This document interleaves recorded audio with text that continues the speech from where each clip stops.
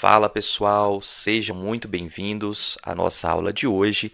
E nesta aula nós vamos falar sobre um tema super comum na prática clínica, mas que confunde muita gente, principalmente nas primeiras abordagens. Estamos falando de tontura e vertigem.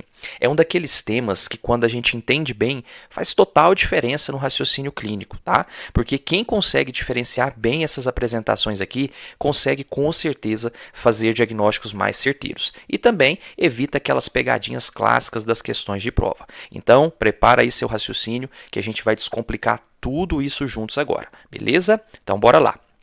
Pessoal, eu gostaria de começar com uma fala simples, mas que deixa muito médico inseguro. Doutor, eu estou com tontura. Doutor, eu estou com labirintite. Essa é uma queixa super comum no consultório, mas ao mesmo tempo é uma queixa extremamente vaga.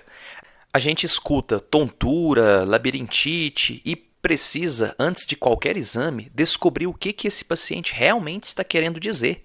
É vertigem? É desequilíbrio? É uma sensação de desmaio iminente? É realmente labirintite? O que é labirintite? E mais, será que é algo grave? Será que é algo funcional? Será que tem tratamento? Hoje, então, pessoal, nossa missão aqui é aprender a organizar essa queixa na nossa cabeça. Saber as perguntas certas para fazer na hora da anamnese, o exame físico adequado e entender quais as pistas o paciente nos dá que já indicam o caminho do diagnóstico. Porque sim, a anamnese bem feita ainda é o principal recurso diagnóstico para a maioria dos casos de tontura. Então, vamos construir isso juntos, tá? Primeiro passo, entender que tontura não é um diagnóstico, é um sintoma guarda-chuva e nosso papel vai ser afunilar isso aqui, beleza? Tá, entendi, professor, mas vem cá, a queixa de tontura é comum? Olha aí, pessoal, a resposta é sim, muito. Esses dados aqui mostram pra gente, a tontura afeta 15 a 20% da população adulta todo ano. Isso significa que em algum momento você vai atender um paciente com esse sintoma, seja no ambulatório, no pronto-socorro, então fiquem atentos, tá? Agora, um detalhe importante, essa queixa ela fica mais comum com o envelhecimento. À medida que a idade avança, os relatos de tontura aumentam, e isso tem implicações diretas no risco de quedas, especialmente em idosos, porque as quedas aqui neles podem ser catastróficas, tá? Outro ponto que vale guardar: mulheres são de 2 a 3 vezes mais afetadas que os homens, tá?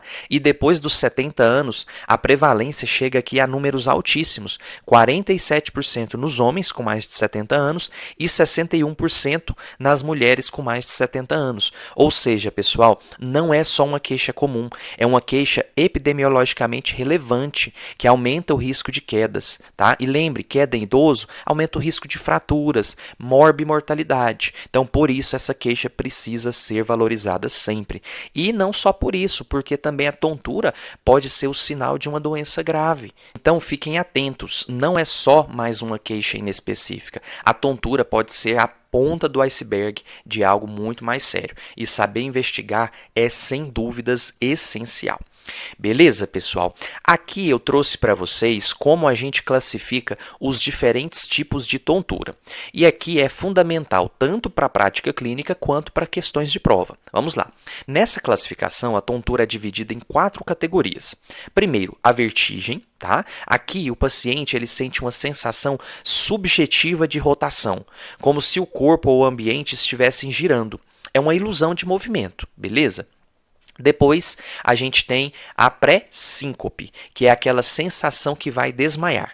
Muitas vezes vem com sintomas de uma descarga vagal, ali com calor, sudorese, náuseas, a visão escurece, é um desconforto que chama atenção e o paciente costuma relatar com bastante medo, tá? A terceira categoria é o desequilíbrio, que é uma instabilidade postural que geralmente piora ao caminhar. E o detalhe aqui é que não tem rotação, tá? Um macete aqui é lembrar que o paciente descreve como se as pernas e não a cabeça estivessem sendo a causa do desequilíbrio, tá? Mas às vezes a gente pode ter isso aqui confundindo com a tontura. Então, por isso, ele entra aqui na classificação. Por fim, a gente tem a tontura inespecífica, que é aquela em que o paciente não sabe explicar bem. A descrição é ainda mais vaga, é uma descrição confusa, que não se encaixa nessas outras categorias. Você pergunta para ele, as coisas estão girando? Não. É uma zonzura. O que é essa zonzura? Entende? O paciente ele não consegue especificar bem, tá? Às vezes parece mais um desconforto geral e a gente precisa ir com mais calma na anamnese para ir descartando as outras causas para depois a gente ficar com essa tontura inespecífica. Certo, pessoal? Guardem bem essas 4 categorias: vertigem, pré-síncope, desequilíbrio e tontura inespecífica. Pessoal, agora vamos conversar aqui rapidinho sobre como o nosso corpo mantém o equilíbrio. Algo que parece simples no dia a dia, mas que exige a integração complexa de vários sistemas do organismo. Vejam só, vamos por partes para a gente entender direitinho como isso funciona. Primeiro ponto importante, o equilíbrio corporal, gente, ele depende de 3 sistemas sensoriais principais. E aí são eles, o sistema vestibular, o sistema visual e o sistema somatosensorial, também conhecido como sistema proprioceptivo. E a integração de todas essas informações, gente, ocorre lá no sistema nervoso central, mais especificamente no tronco encefálico e no cerebelo. Então vamos detalhar aqui cada um deles. Vejam só, começando aqui pelo sistema vestibular. Esse sistema, gente, ele está localizado aí dentro do nosso ouvido interno e ele é formado por 2 estruturas principais: os canais semicirculares, tá? Que são esses que vocês estão vendo representado aqui no desenho, que detectam movimentos angulares da cabeça, ou seja, a gente move a cabeça para um lado, para o outro, para frente, para trás, e eles vão perceber esse movimento da cabeça. E o vestíbulo, que inclui aí o utrículo e o sáculo. E esses aqui eles percebem movimentos lineares, tá? E a posição da cabeça em relação à gravidade. Essas estruturas, gente, elas têm células ciliadas, que são células sensoriais. E aí elas são estimuladas justamente conforme o movimento do líquido que tem lá dentro, que se chama endolinfa. Tá? Essas células, ao serem ativadas, elas mandam sinais ali pelo nervo vestibular. Lembra que o nervo vestibular ele é ramo do 8º par craniano, que é o vestíbulo coclear. Lembra dele? Então ele conduz essa informação ali, absorvida pelas células ciliadas, e levam até o núcleo vestibular lá no tronco encefálico, lá na parte do sistema nervoso central, para integrar essa informação. Aí, gente, a gente tem também o sistema visual. Ele também é essencial. Ele fornece informações sobre a posição do corpo em relação ao ambiente externo. Por exemplo, se você está em pé e tudo à sua volta começa a girar, você sente tontura. Isso acontece, gente, porque o seu cérebro está interpretando, via sistema visual, que algo não está certo.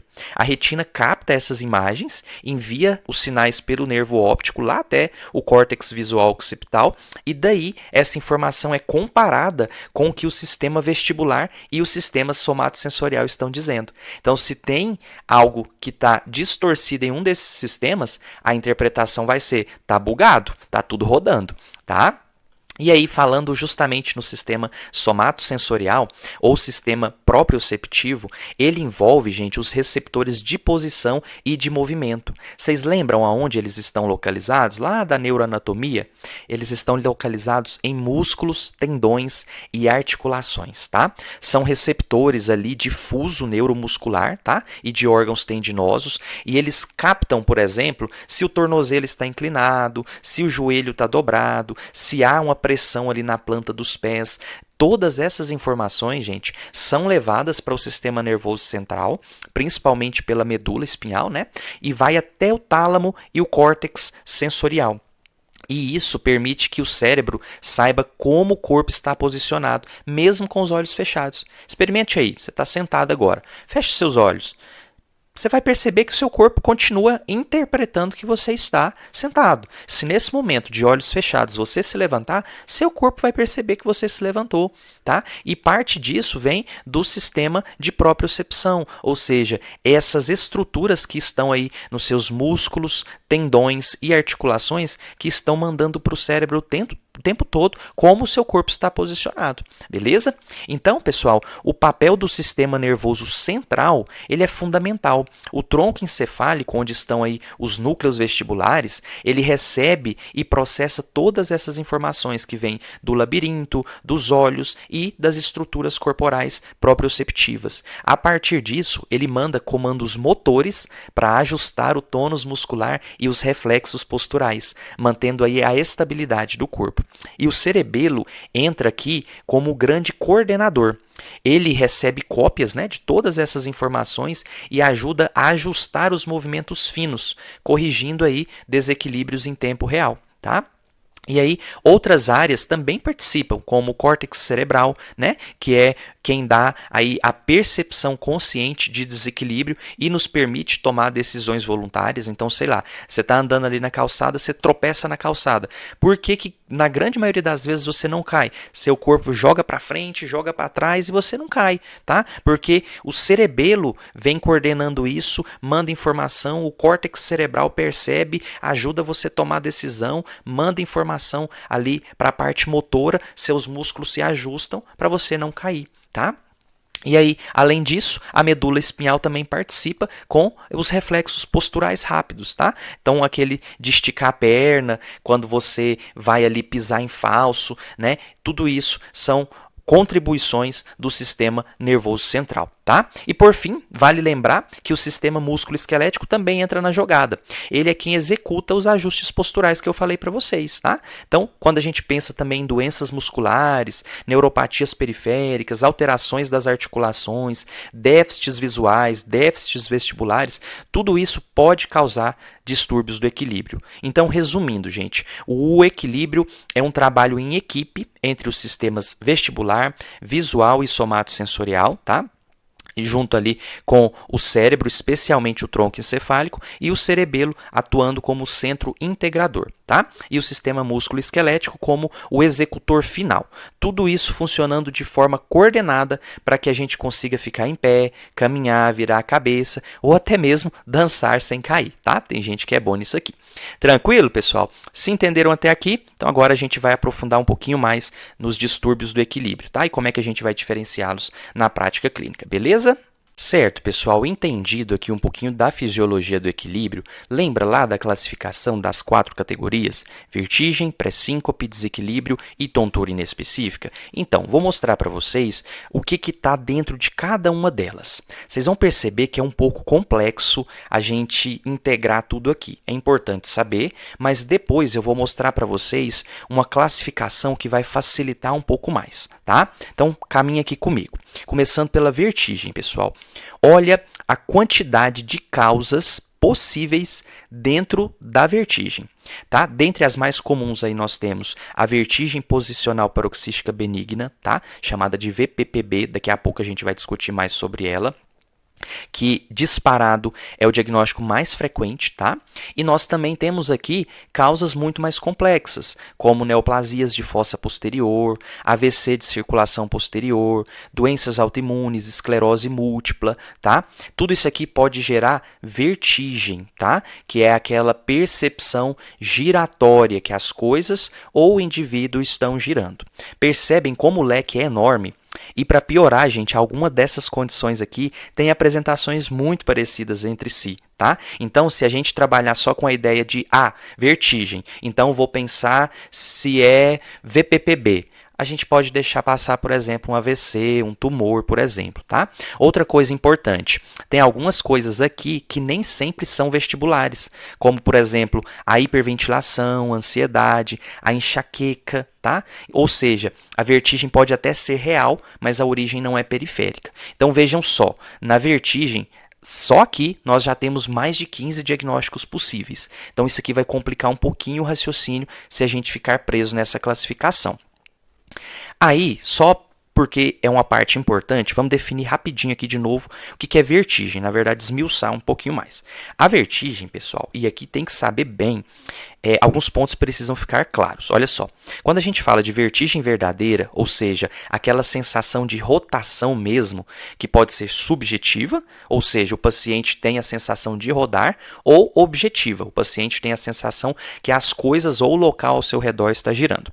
Nesses casos, a gente está lidando com alguma assimetria aguda do sistema vestibular. Daí, dentro da vertigem, as causas são divididas entre causas de origem periférica ou de origem central. Essa distinção entre vestibulopatia periférica e vestibulopatia central é o primeiro passo para vocês conseguirem encaixar o paciente na direção certa. Aqui, pessoal, temos então que as vestibulopatias periféricas, como o próprio nome diz, têm relação com a parte periférica do sistema do equilíbrio. Lembra que a gente acabou de conversar lá na fisiologia? Então, como causas aqui, nós temos a VPPB, que a gente já vai discutir melhor, a neurite vestibular, o cerume impactado, né, que seria a rolha de cera ali dentro do meato acústico externo. Enfim, essas causas aqui, gente, elas são aí mais comuns em adultos de 30 a 50 anos e geralmente causam aquela vertigem rotatória intensa e recorrente. Tá? O paciente já chega falando assim, doutor, tá tudo girando, pelo amor de Deus, me ajuda, tá? Aqui, gente, dentro das vestibulopatias periféricas, de modo geral, obviamente, cada doença vai ter sua característica, mas pode acontecer do paciente ter zumbido, tá? Plenitude auricular, que é aquela sensação de pressão, de ouvido cheio, tá? Pode ocorrer hipoacusia, perda auditiva, o paciente pode se queixar de náuseas ou vômitos, tá? Por um reflexo ali da tontura. E outro detalhe importante aqui na vertigem periférica, gente, é que ela piora com movimentos da cabeça. Então, se o paciente tem alguma movimentação abrupta da cabeça, ele pode ter piora.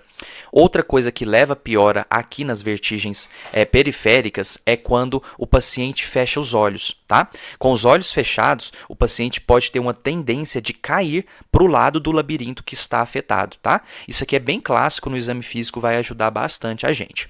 Agora, do outro lado, a gente tem as vestibulopatias centrais, que estão relacionadas a danos lá no sistema nervoso central.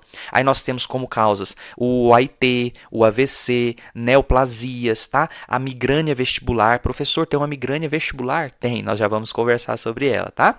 E aqui, eles são mais comuns geralmente em idosos, crianças, tá? Normalmente aqui o paciente, muitas vezes, ele tem uma sensação de rotação, né, uma vertigem, mas ele também pode ter, às vezes, uma sensação de desequilíbrio ou instabilidade também. Então, percebam o quanto é complexa essa classificação, tá? As crises, quando se trata de vestibulopatias centrais, elas são mais longas, tá? Costumam ser aí acompanhadas de outros sintomas neurológicos, então cefaleia, diplopia, disartria, parestesia, ataxia, fraqueza, tá? Pensando aqui nas possíveis causas, né?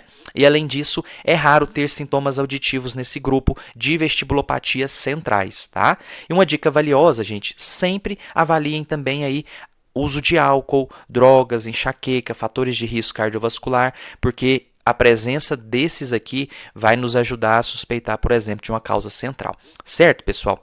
Gente, é muita coisa até aqui, mas vocês vão perceber que eu vou mostrar uma outra classificação que já vai facilitar muito. Mas eu preciso que vocês conheçam essas aqui também, porque podem cair em provas, tá? Então é importante vocês saberem e às vezes tem gente que vai falar, nossa, eu acho que eu prefiro classificar dessa forma aqui, ficou mais fácil. Tem gente que vai falar, não, eu já prefiro essa outra classificação aqui, acho que fica mais fácil. Mas no final, as doenças que nós vamos abranger são as principais, tá bom?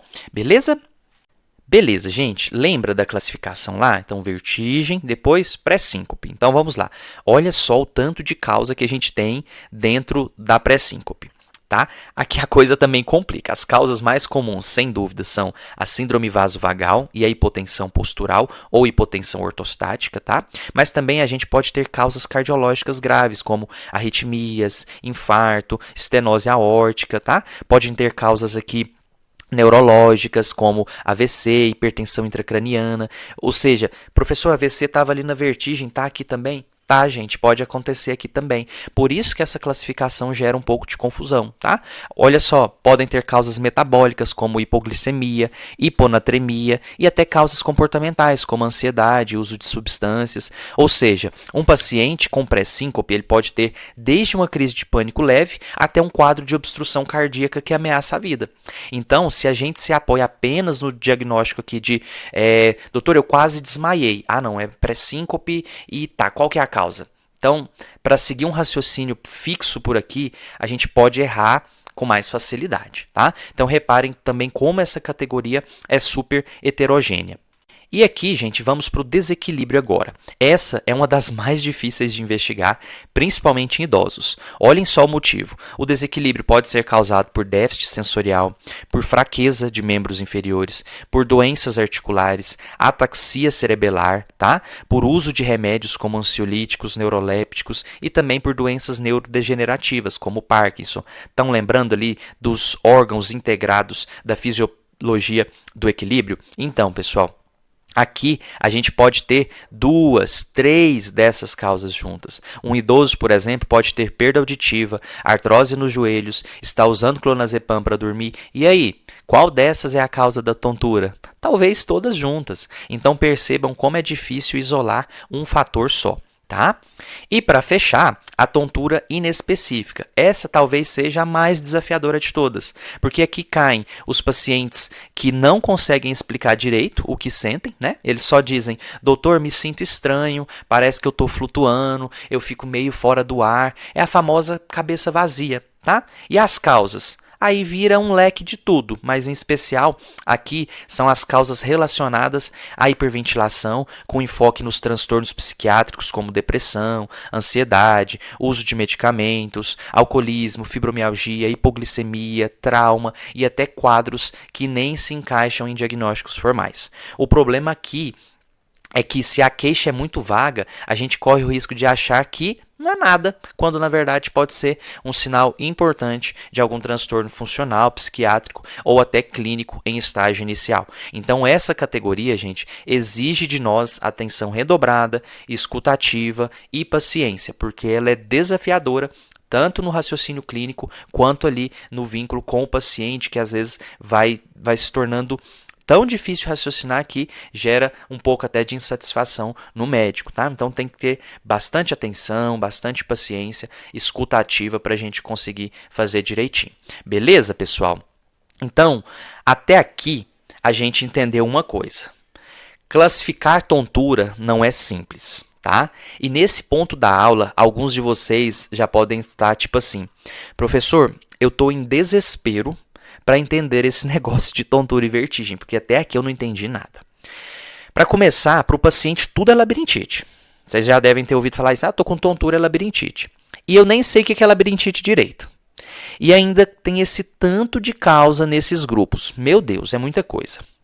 Então assim, gente, eu entendo vocês, porque realmente não é intuitivo e esse modelo clássico que eu acabei de citar para vocês, ele pode muitas vezes mais atrapalhar do que ajudar quando a gente tenta aplicar direto na prática. Mas sim, ele é importante e aconselho vocês a buscar raciocinar ali os principais diagnósticos dele, tá? Mas calma, gente, dá para facilitar sim esse raciocínio clínico com base em um jeito que um artigo propôs, que é uma classificação mais atual e ela é funcional, tá? Para a gente classificar a tontura. É isso que eu vou mostrar para vocês agora. Aqui na tela, vocês veem uma abordagem mais prática e mais aplicável no dia a dia do consultório, do ambulatório e também do pronto-socorro. Vejam só. Respirem fundo, que agora começa a parte boa. Vamos lá. Dito isso, gente, eu trago aqui para vocês uma organização do raciocínio que foi proposta aí pelo artigo Titrate, uma nova abordagem baseada em evidências para o diagnóstico de tontura e vertigem aguda. Tá? Esse artigo, pessoal, ele pondera que algumas pesquisas recentes sugerem que a lógica por trás daquela abordagem tradicional que eu mostrei para vocês nos slides anteriores traz maiores riscos de falha no diagnóstico pelo fato de a tontura significar coisas diferentes para pessoas diferentes. E além disso, muitos pacientes, ao serem questionados sobre a tontura, podem descrever mais de uma forma de perceber o sintoma, como leveza na cabeça, sensação de desmaio iminente, instabilidade, bambeza nas pernas, sensação de flutuar, de girar, enfim. O método proposto aqui, pessoal, ele vai ser lembrado aí pelo acrônimo Titrate, tá? Que engloba tempo e gatilhos, tá? A gente já vai detalhar isso. E aí, com isso, ele direciona a nossa investigação. Então, vamos lá. Com relação ao tempo. O tempo se refere ao início, duração e evolução da tontura. E os gatilhos são as ações, movimentos ou situações que provocam o início da tontura nos pacientes com sintomas intermitentes, tá? Por conta disso, esse artigo propõe organizar o raciocínio por meio do tempo de evolução do sintoma e pelos fatores desencadeantes, os gatilhos, né? Daí, os diagnósticos de tontura, eles podem ser raciocinados por meio de duas perguntas básicas. Quanto tempo dura o sintoma e se há algo que desencadeia o sintoma?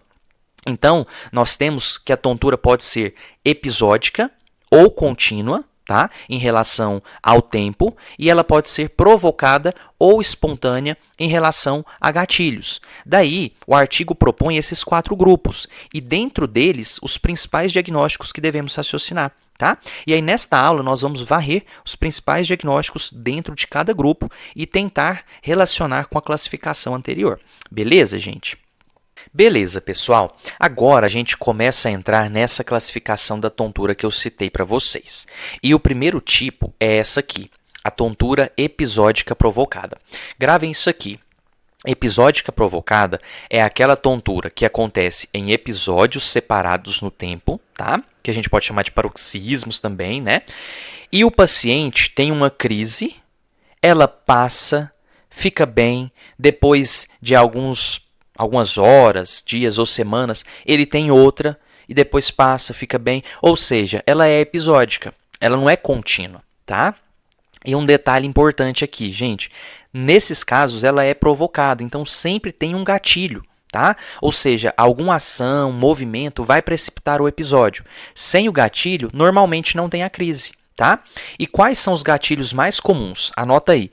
Movimento da cabeça, tá? Tipo, virar de lado na cama, olhar para cima, abaixar, mudança de posição corporal, como levantar da cama, sair de uma cadeira, inclinar ali para lavar o cabelo no banho, rolar na cama, tá? Esses são os gatilhos clássicos. Agora, também existem gatilhos menos comuns. Por exemplo, sons muito altos, manobras como a de Valsalva, né, que aumentam a pressão dentro do corpo, também podem gerar aí a tontura, podem desencadear a tontura.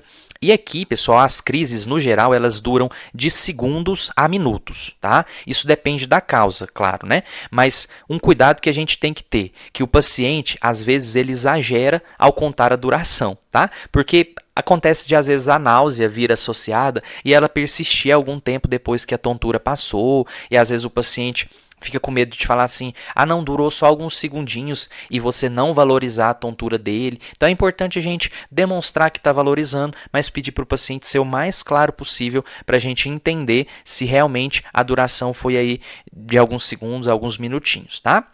Outro ponto essencial que vocês precisam gravar é gatilho é diferente de exacerbação. Tá? Gatilho é aquilo que provoca a tontura do zero, ou seja, que gera o sintoma. E exacerbação é quando o paciente já tem o sintoma e ao fazer um determinado movimento o sintoma piora. Tá? Aqui, na episódica provocada, nós estamos falando de gatilhos. Se o paciente não fizer o gatilho, ele não tem a tontura. Tá? Já em outra que a gente vai conversar mais para frente, não tem o gatilho, mas tem a exacerbação com o movimento. Então, gravem aqui, episódica provocada, ela tem gatilho. O gatilho é aquilo que provoca a tontura do zero. Deu para entender? Então, guardem aí, episódica provocada. Múltiplos episódios separados no tempo, mas sempre tem um gatilho específico. Tranquilo até aqui, gente? Beleza, pessoal? Agora que vocês entenderam o que é uma tontura episódica provocada, vamos ver aqui quais são os 2 principais diagnósticos diferenciais que a gente precisa pensar. Primeiro, vertigem posicional paroxística benigna, a famosa VPPB. E segundo, nós temos que pensar na hipotensão postural ou hipotensão ortostática. Então, toda vez que o paciente contar que a tontura é intermitente e é provocada por movimento, vocês já vão começar a pensar nesses dois, tá? Na VPPB e na hipotensão ortostática. Agora, como é que a gente vai diferenciar um do outro? A gente já vai detalhar, mas é basicamente por anamnese e exame físico. Então, pela anamnese, geralmente, principais pontos. Na hipotensão postural, o sintoma aparece apenas ao se levantar, tá? Sei lá, o paciente estava deitado, sentado, levantou e aí ele sente aquela tontura, escurecimento da visão, sensação de desmaio iminente, tá? Já na VPPB, o sintoma aparece não só ao levantar, mas também ao deitar, rolar na cama. É aquela tontura que acontece toda vez que o paciente mexe a cabeça, muda de posição abruptamente, tá? E aqui na VPPB não costuma ter aquela sensação de desmaio, de escurecimento visual lá da hipotensão, tá? Porque os mecanismos são diferentes. A gente já vai detalhar. Entenderam a diferença? Só levantar, associado ali a escurecimento visual, sensação de desmaio, vamos pensar mais em hipotensão ortostática. Mexer, deitar, rolar na cama, sem outros sintomas, pensar em VPPB. E no exame físico, o que a gente faz? Pessoal, o principal objetivo do exame físico é a gente reproduzir a tontura do paciente para a gente confirmar o que está acontecendo. Tá? Aí nós temos dois testes principais, o teste de hipotensão postural e um outro teste que é a manobra de Dix-Hallpike. Tá? No teste para hipotensão postural, gente, nós vamos aferir a pressão do paciente com ele nas posições deitado, sentado e em pé. Tá? E aí, se ele tiver uma queda da pressão arterial, nós já vamos detalhar isso melhor, mas se ele tem queda da pressão ao se levantar, a gente vai chamar isso de um sinal de hipotensão ortostática. Tá? Por outro lado, quando a gente está pensando na VPPB, nós vamos ter a manobra de Dix-Hallpike. Tá? E aí movimentos oculares anormais ou desencadear a tontura do paciente por meio dessa manobra vai nos ajudar a chegar bem próximo da confirmação aí do diagnóstico de VPPB. Beleza, pessoal? Mas vamos aí detalhar um pouquinho mais da VPPB, tá? Que ela é sem dúvidas uma das causas mais importantes de vertigem, e esse nome VPPB vem de vertigem posicional paroxística benigna, tá? Ele é o distúrbio vestibular mais comum ao longo da vida. Todo médico precisa reconhecer isso aqui sem dúvidas, tá? Ele costuma aparecer principalmente entre a 5ª e a 7ª década de vida e é uma doença da orelha interna. Tá? Então, é uma vestibulopatia periférica. Ela afeta aqui os canais semicirculares, especialmente o canal posterior. Isso aqui geralmente é cobrado em provas, tá? Então, se atentem. Qual que é o canal mais afetado pela VPPB? É o canal posterior. Tá? 85 a 95% dos casos. Nós estamos falando, pessoal, lá daquela região dos canais semicirculares. Lembra lá da orelha interna que eu mostrei a fotinha para você? Exatamente, o canalzinho posterior é o mais acometido. E pelo nome, gente, olha só o tanto que fica fácil. É vertigem, faz sentido? Ela é posicional, ou seja, ela é desencadeada pela posição. Ela é paroxística, ou seja, ela vai e vem. E ela é benigna. Tá? Então, ficou fácil. Qual que é a fisiopatologia por trás disso, professor? Pessoal, aqui, normalmente, o que acontece? A gente tem cristais de cálcio chamados otólitos, tá? E eles se deslocam dentro do nosso sistema vestibular. Eles podem ficar ali dentro dos canais semicirculares, tal, mas acontece às vezes de eles ficarem ali presos dentro dos canais semicirculares de forma anômala. E aí, quando isso acontece, ao paciente mexer a cabeça, esses cristais eles vão se mover de forma anormal, estimulando o sistema vestibular fora de hora. Não era para acontecer, mas está acontecendo. É como se o sensor de equilíbrio do ouvido interno ficasse bugado por conta desse cristalzinho fora do lugar. Tá? Qual que é o resultado disso? O cérebro entende que o corpo está girando e gera aquela sensação de vertigem clássica. Lembra lá da fisiologia que a gente conversou?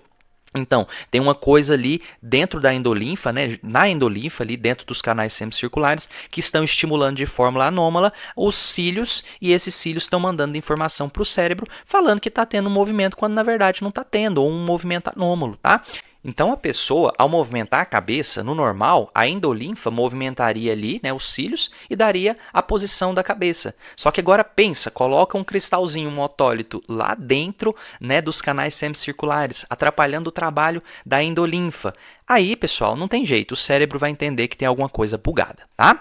Essa é a ideia por trás da VPPB. Tá? O deslocamento dos otólitos. E isso aqui é fundamental para a gente entender tanto o sintoma quanto o tratamento. Então, estejam atentos a isso. Seguindo aqui, gente, vamos entender o quadro clínico da VPPB. O que o paciente relata é uma vertigem posicional, tá? Ou seja, ela aparece com mudanças específicas da posição da cabeça, tipo girar na cama, olhar para cima, enfim, a gente já conversou sobre isso. E os episódios são bem curtinhos, geralmente duram segundos até 1 minuto mais ou menos. E reparem, isso se encaixa exatamente no conceito de tontura episódica provocada, que a gente acabou de ver. Faz sentido? Durante as crises, o paciente ele pode sentir náuseas, tá? Mas raramente apresenta vômitos, tá? Depois da crise, o paciente pode ter um desequilíbrio residual que dura alguns minutos ou horas. A sensação de náusea pode persistir por um tempo maior, tá? Mas geralmente o paciente aqui na VPPB, ele não tem hipoacusia e nem zumbido, tá? Normalmente esses sintomas não acompanham a VPPB. Então, gente, gravem esse padrão de clínica, porque ele é clássico tanto para a prova quanto também para a vida real. Vertigem giratória, com duração de alguns segundos, desencadeada pela movimentação abrupta da cabeça, em períodos paroxísticos, ou seja, intermitente, pensar em VPPB. Fechou? Agora, sobre o diagnóstico. Gente, se o paciente tem uma história clínica compatível, o próximo passo é fazer a manobra de Dix-Hallpike. Calma que eu já detalho ela. Se a manobra for positiva, o que seria aí o surgimento de nistagmo, que é aquele movimento involuntário dos olhos, lembram? Se não lembram, coloca aí no YouTube para vocês verem, nistagmo, tá?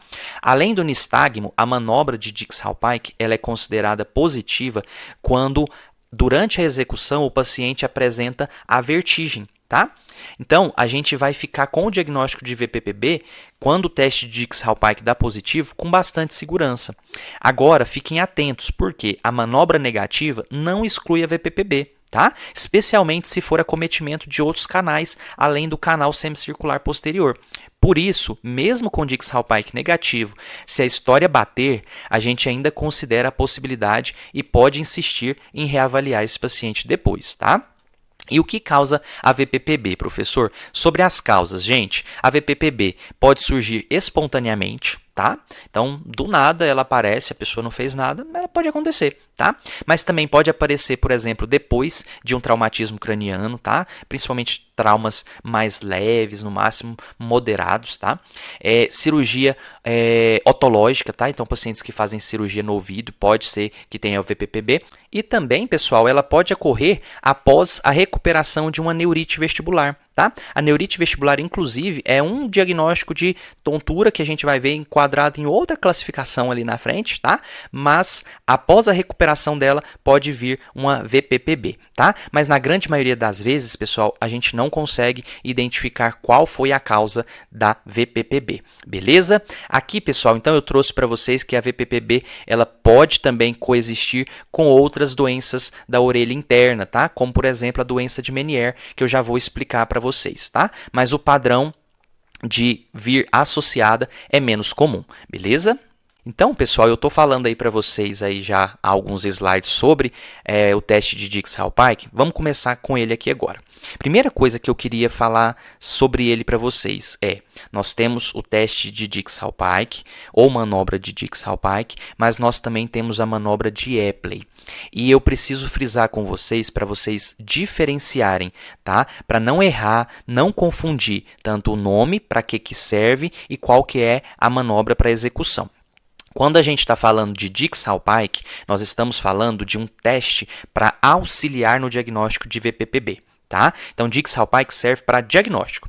E a manobra de Epley, ela serve como tratamento. Tá? A manobra de Epley, geralmente, ela é executada logo após um teste de Dix-Hallpike que deu positivo. Beleza? Então, esse é o primeiro ponto que eu preciso passar para vocês. Começando, então, aqui pela manobra de Dix-Hallpike. Ela funciona mais ou menos assim. Olha só, a imagem vai nos ajudar.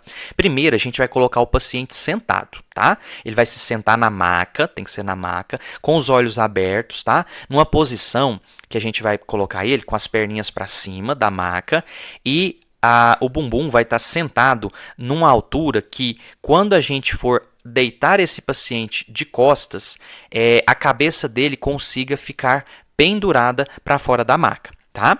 E aí, feito isso, a gente vai virar a cabeça do paciente a 45 graus para o lado que a gente quer avaliar. Então, vamos supor que a gente quer avaliar primeiro o lado direito. A gente vai girar a cabeça do paciente a 45 graus para a direita. Depois que a gente fez isso, a gente vai orientar o paciente, o que vai fazer, obviamente, né? Mas a gente, de forma rápida, vai deitar esse paciente, tá? Mantendo a cabeça dele pendurada para fora da maca e a gente vai estar segurando a cabeça dele, tá? Então, você girou a 45 graus, sua mão está posicionada atrás da cabeça do paciente, segurando ele, e você vai deitar esse paciente, tá? Abruptamente, e vai manter ele nessa posição por mais ou menos uns 30 segundos, deitado com a cabeça a 45 graus para o lado que a gente está examinando. No exemplo que eu dei foi para a direita, e a gente vai ficar olhando os olhos desse paciente. Por quê, gente? Porque nós vamos observar se esse movimento, se essa manobra desencadeou nistagmo, ou seja, aquele batimento dos olhos para o lado que a gente está testando, tá? Ou então nós vamos perguntar para o paciente se ele teve tontura com esse movimento. Se o paciente não apresentar nem o nistagmo e nem referir tontura desencadeada pela manobra, a gente levanta ele de novo, né? Coloca ele sentado na maca e a gente vai repetir o processo para o outro lado da cabeça. Então agora a gente vai girar a cabeça dele para a esquerda, 45 graus também, e vai repetir a manobra, abaixar ele e manter ele por 30 segundos nessa posição. Simples assim, tá? Mas lembrem-se que tem que fazer com segurança, olhando sempre para os olhos do paciente, porque o nistagmo é a pista-chave, tá? E também questionar ele, se ele teve tontura com o movimento ou não. Beleza, gente? Teve tontura com o movimento ou teve nistagmo, manobra de Dix-Hallpike positiva. Tranquilo, gente? Olha só, algumas características do nistagmo da VPPB. Pessoal, esse nistagmo ele costuma ter uma latência, tá? Ou seja, ele leva alguns segundos depois que a gente executou a manobra para começar. Por isso que eu falei para vocês manterem a cabeça do paciente por 30 segundos naquela posição, porque o nistagmo ele tem meio que um delay para ele começar, tá?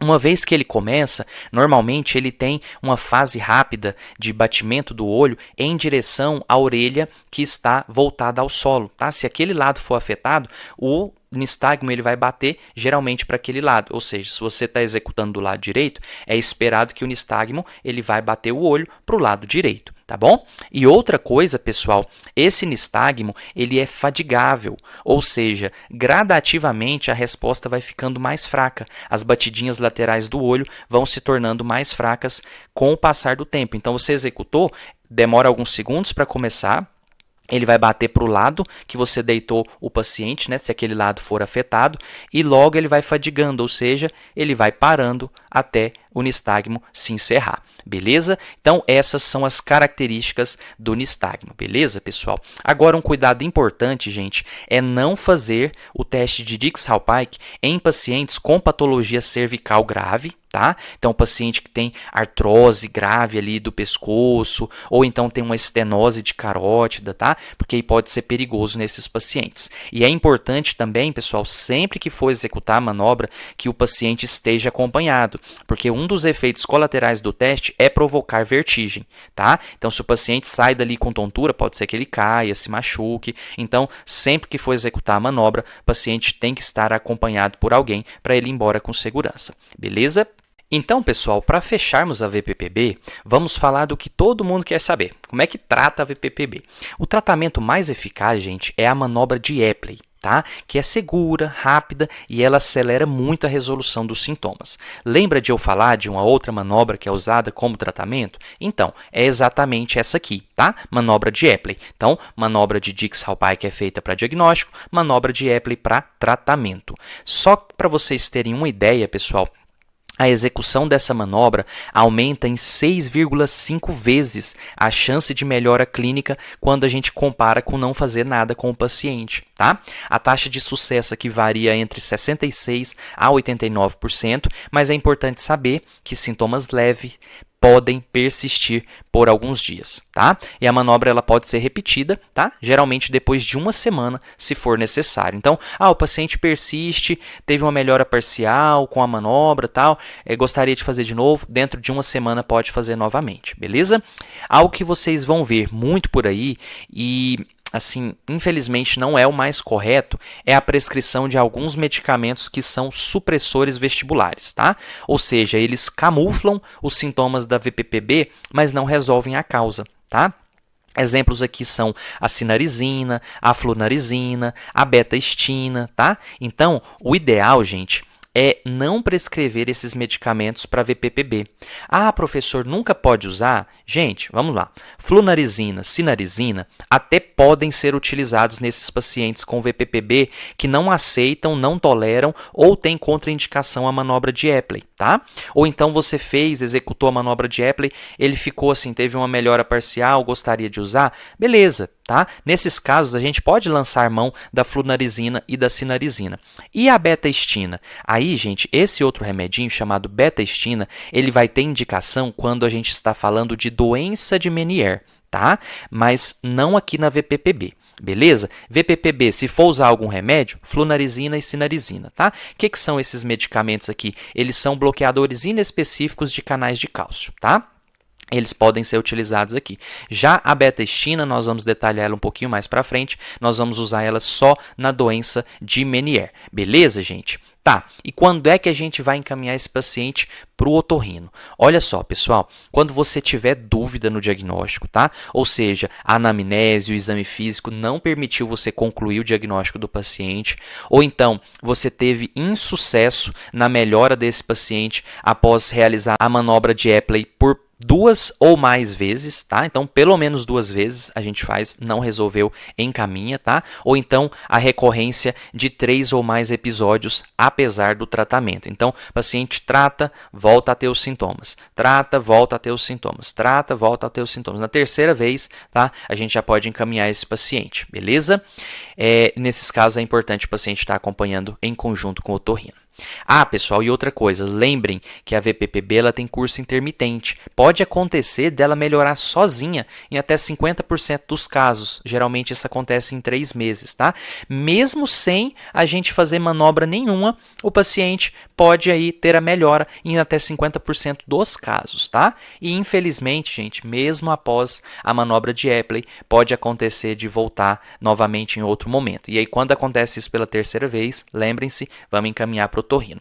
Beleza, pessoal? Respira fundo, porque se vocês entenderam tudo até aqui, vocês já dominam 90% da prática da vertigem episódica provocada. Beleza?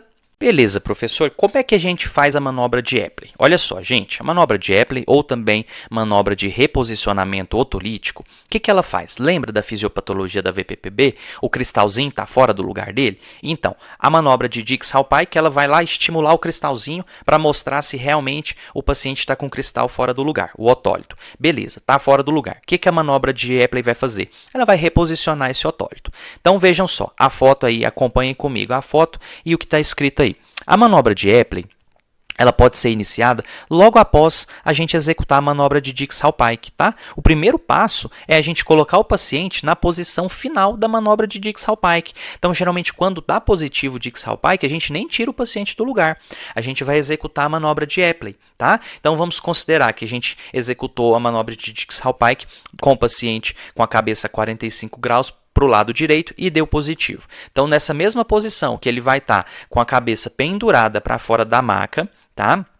Virada a 45 graus para o lado direito, nós vamos então iniciar a manobra de Epley. Aí, gente, devagar, a gente vai virar a cabeça do paciente a 45 graus para o lado oposto, ou seja, se a gente estava para o lado direito, a gente vai fazer agora para o lado esquerdo, tá? Então, nós vamos virar para o lado oposto ao que ele estava fazendo, tá? E aí, nós vamos manter a cabeça nessa posição de 30 a 60 segundos, tá? Em seguida, passado esse tempo, a gente vai pedir para o paciente rolar o corpo para o outro lado, que a cabeça está virada, né? Então vamos lá, ele começou com a cabeça virada para a direita, nós vamos virar a cabeça dele para a esquerda, manter 30 segundos, depois ele vai virar o corpo para a esquerda, tá? E vai manter, pessoal, a cabeça na mesma inclinação de 45 graus, tá? Só que como ele virou o corpo para a esquerda, o tronco dele ele vai estar deitado sobre o ombro esquerdo. Nesse momento, a cabeça dele vai estar olhando para o chão, tá? Os olhos dele vão estar olhando para o chão, tá? Porque lembra que ele estava com a cabeça a 45 graus? Então, quando ele coloca o corpo dele na posição do decúbito lateral esquerdo e a cabeça está angulada para a esquerda em 45 graus, nesse momento, o olho do paciente está olhando lá para o chão. Tá? Beleza? Só para vocês se situarem aí como é que é a posição do paciente nesse momento, tá? Aí, gente, ele vai manter nessa posição por mais 30 a 60 segundos, tá?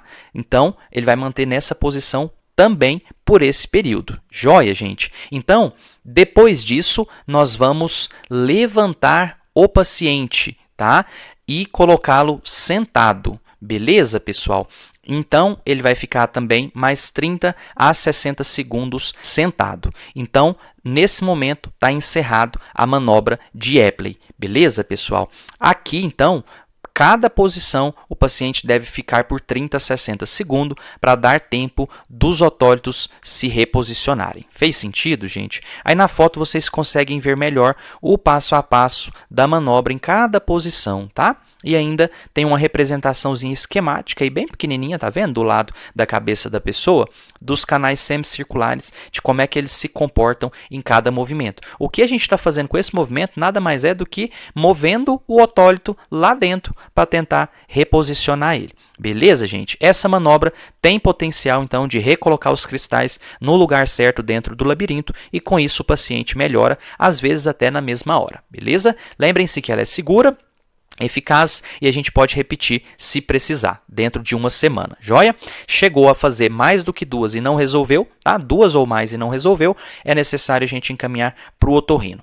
Mas é importante também a gente observar que as mesmas contraindicações de Dix-Hallpike são as manobras de Epley também. Tá? Então, se o paciente tem problemas cervicais, paciente tem alguma alteração nas carótidas, né? Então a gente vai evitar de fazer nesses pacientes, beleza? Pessoal, então para fecharmos as duas principais causas de vertigem episódica provocada, vamos falar aqui da hipotensão ortostática. Naquela outra classificação que eu mostrei para vocês, ela se enquadraria como pré-síncope, lembra? A hipotensão ortostática, gente, também chamada de hipotensão postural, ela acontece quando o paciente tem uma queda abrupta da pressão arterial ao se levantar. Ou seja, o sangue não consegue chegar direito ao cérebro nesse momento de mudança de postura. E aí vem aquela sensação de desmaio iminente. O paciente fala que escurece a visão, se sente instável, né? Isso pode acontecer em qualquer lugar. Vocês lembram do porquê da hipotensão ortostática? Lembram? Vamos relembrar então. A hipotensão ortostática ela acontece por um motivo simples. Quando a gente se levanta, fisiologicamente, o sangue ele vai apresentar uma certa dificuldade de subir, por conta da gravidade mesmo, né? E aí, isso reduz o retorno venoso para o coração. Com menos sangue chegando ali dentro do coração, ele bombeia menos sangue e a pressão arterial cai momentaneamente. Tá? Qual que é a reação natural do corpo? Ele reage rapidamente, aumentando a frequência cardíaca e fazendo vasoconstrição. Isso acontece, pessoal, pelo reflexo dos baroreceptores, né? Que são receptores de pressão que estão ali na crosta da aorta e nos seios carotídeos, que percebem essa redução do sangue ali nessas regiões, tá? Com isso, eles ativam aí o aumento da frequência cardíaca e fazendo vasoconstrição para poder compensar isso. E isso acontece com todos nós, só que como o sistema está funcionando bem, a gente não percebe os sintomas. Mas, quando essa resposta ela é lenta ou falha, aí seja por questão de idade avançada, remédios, por exemplo, antihipertensivos, beta-bloqueadores, desidratação ou às vezes problemas neurológicos, a pressão ela continua baixa e aí o paciente vai sentir a tontura, a sensação de desmaio. É simplesmente isso. A pressão cai e o cérebro sofre uma espécie de hipoperfusão momentânea. Simples assim. Tranquilo? E o diagnóstico? É simples e clínico, a gente já pincelou anteriormente. Além da anamnese, a gente vai confirmar por meio da aferição da pressão arterial em diferentes posições, deitado, sentado e em pé. A sequência correta é a seguinte. A gente vai pedir para o paciente ficar deitado na maca por 3 minutos, tá? E aí, depois desses 3 minutos, a gente mede a pressão. Anota. Depois, a gente vai colocar o paciente sentado, tá? Pode ser na maca mesmo. Espera mais 3 minutos e mede de novo. Por fim, a gente vai colocar o paciente em pé por 3 minutos e a gente faz a terceira medição. Tá? O diagnóstico de hipotensão ortostática, gente, ele é confirmado quando, com a mudança de postura, a gente tem uma queda da pressão arterial sistólica maior que 20 ou uma queda da pressão arterial diastólica maior do que 10, tá? Então, guardem esses critérios, beleza? É comum, às vezes, fazer também com o paciente sentado e depois a gente coloca ele em pé, executando de uma forma mais rápida, tá? Mas, se for possível, idealmente fazer as 3, beleza? Porque, às vezes, a gente pode surpreender no intervalo de uma para outra. Isso aqui, pessoal, vai ajudar bastante vocês a identificarem os casos de hipotensão ortostática. Maravilha, gente. Aqui um detalhe, né, das causas de hipotensão ortostática. Então, como eu falei para vocês, primeira grande causa, medicações, tá? Principalmente antihipertensivos, neurolépticos, aí também entram antidepressivos, antiparkinsonianos, anticolinérgicos, antihistamínicos, tá? De modo geral, esses medicamentos eles ou reduzem o tônus vascular ou interferem na resposta autonômica, então aí pode prejudicar aquela reação autonômica que deveria ocorrer nos momentos de mudança de posição, né, de sentado ou deitado para a posição ortostática. Então o paciente vai sofrer a hipotensão ortostática. Então, gente, sempre que suspeitarem de hipotensão ortostática, revisem os medicamentos que o paciente está usando, tá? E aí, quando for possível, a gente pode tentar reduzir a dose e, se for possível, suspender, tá? Se não for, a gente tem que tentar ali ajustar de alguma forma a dose da medicação, tentar compensar com outra medicação que não gere os sintomas, tá? E tentar orientar também o paciente a manter mais hidratado, porque uma outra causa é desidratação ou hipovolemia, tá? O paciente ele está com volume intravascular reduzido, seja aí por desidratação ou às vezes sangramento ou uso excessivo de diuréticos, e aí nesse caso a gente precisa fazer o paciente ter uma maior hidratação, tá? Porque o menor volume intravascular, quando o paciente vai se levantar, o retorno venoso que já é reduzido, né?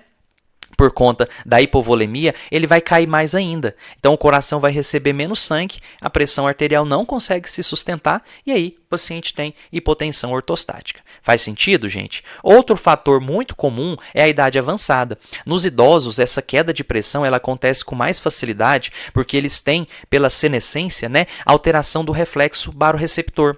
Então, eles já apresentam menor sensibilidade vestibular, geralmente tem uma redução da visão, tem às vezes um tônus muscular reduzido. Então, tudo isso contribui para que a hipotensão postural ocorra, beleza?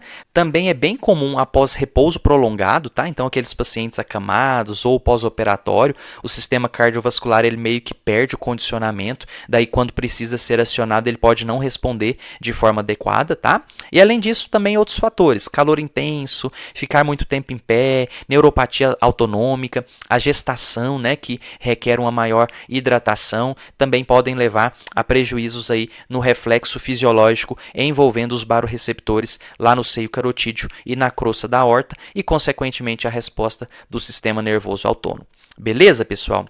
Professor, e dá para evitar isso? Gente, a principal dica é, vamos orientar o paciente, quando ele for levantar, fazer isso de forma gradual. Então, primeiro, ele está deitado? Senta, coloca as pernas para fora da cama, do sofá, espera um pouquinho, só depois ele vai ficar de pé. Tá? Essa orientação é prática, simples e aí permite que o organismo vá se adaptando gradualmente a cada mudança postural gradativa que o paciente for executando. Tá? Isso pode evitar muitos episódios de tontura e até quedas graves nos idosos. Fez sentido, pessoal? Fechou? Agora sim, vocês estão prontos para reconhecer, diagnosticar e manejar bem a hipotensão ortostática. Muito bom, pessoal. Vamos seguir aqui com a segunda categoria do modelo Titrate que eu falei para vocês, né? Que é a tontura episódica espontânea.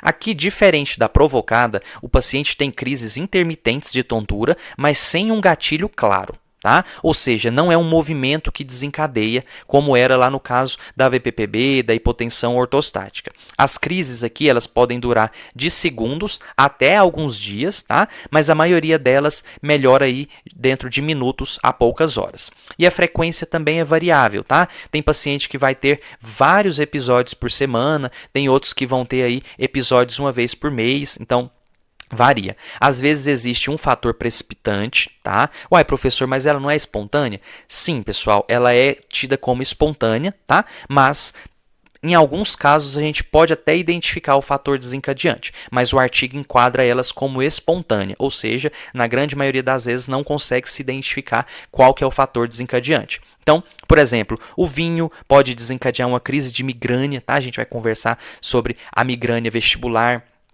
tá? Mas muitas vezes não é possível identificar o fator causal e a tontura vem do nada, beleza? Quais são os diagnósticos que a gente tem que lembrar aqui? Vejam só, a migrânia vestibular, tá? Que é um tipo de enxaqueca que eu vou explicar melhor para vocês. A síndrome vasovagal, sim, o artigo coloca aqui nesse grupo, tá? Embora algumas vezes ela seja precipitada por situações, ela é enquadrada dentro da tontura episódica espontânea. Aí também vem a doença de Meniere, que é menos comum, mas as provas costumam explorar ela, então nós precisamos raciocinar ela também bem aqui, tá? E também para a clínica, para a gente identificar. Aí a gente tem condições como o AIT, tá? Acidente isquêmico transitório de circulação posterior. E aí, por que não o AVC aqui? Porque a tontura é episódica e não contínua, tá? No AIT, o paciente não fica com o déficit de forma permanente, tá? Geralmente o local afetado ali é a parte do equilíbrio, que se relaciona com o cerebelo, tá? Mas a recuperação do paciente ocorre rapidamente. Beleza, gente? Além disso também, olha só quem está aqui, a hipoglicemia, tá? Ela também pode ser causa de tontura episódica espontânea e as provas adoram explorar a hipoglicemia como causa de tontura. Então, paciente com tontura aguda no ambulatório, que não tem características de VPPB, de hipotensão postural, solicita para ele um HGT, pede para fazer ali no momento, para ver a glicemia dele. E às vezes descartar que a causa não seja a hipoglicemia, beleza? Além disso, temos aqui algumas causas cardíacas, em especial arritmias cardíacas, ataque de pânico também, tá? Lembra que a tontura faz parte de um dos possíveis sintomas ali de critério de ataque de pânico, vocês recordam disso? Então aqui, pessoal, essa categoria ela já engloba várias possíveis hipóteses diagnósticas, tá? E ela vai exigir de nós uma boa anamnese e atenção aos detalhes clínicos para direcionar o diagnóstico certo. Então, pessoal, vamos explorar brevemente algumas dessas causas de tontura episódica espontânea, começando pela migrânia vestibular, tá? Que é uma das causas mais comuns aqui.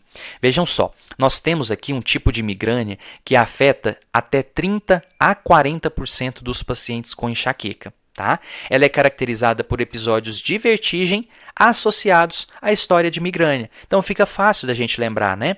O paciente geralmente ele tem ou já teve diagnóstico de enxaqueca e durante as crises ele apresenta vertigem episódica, tá? Ou seja, é uma vertigem que vai e vem e que na maioria das vezes não tem um fator desencadeante. E isso pode durar de minutos até 72 horas, tá? Como é que a gente diagnostica? Aqui, pessoal, lembram da cefaleia? Aqui tem critério também. O paciente ele precisa ter pelo menos 5 episódios de sintomas vestibulares, tá? Com a duração aí de 5 minutos a 72 horas, associado a histórico de enxaqueca atual ou passada, tá? Pelo menos um sintoma de enxaqueca ele tem que ter. Fotofobia, fonofobia, cefaleia pulsátil, tá?